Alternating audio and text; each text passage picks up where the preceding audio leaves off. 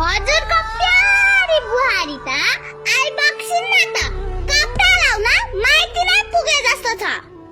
म आइसके त नानी, अलिकति काम पनि थियो, काम गर्दा गर्दै ढिला भइहाल्यो।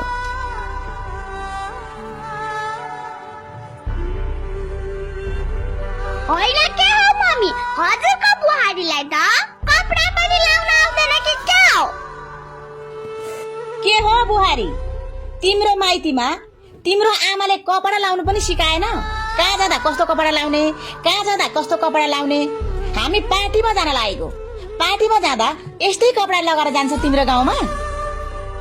मेरी प्यारी भाउजू, यस्तो कपडा त हाम्रो गाउँमा घाँस काट्नेले लाउँछन्। हाम्रो गाउँमा त साडी चोलो लगाएर जहाँ पनि जान्छौ। फेरि यो साडी चोलोमा त्यस्तो के छ र मम्मी, लाउनै नहुने?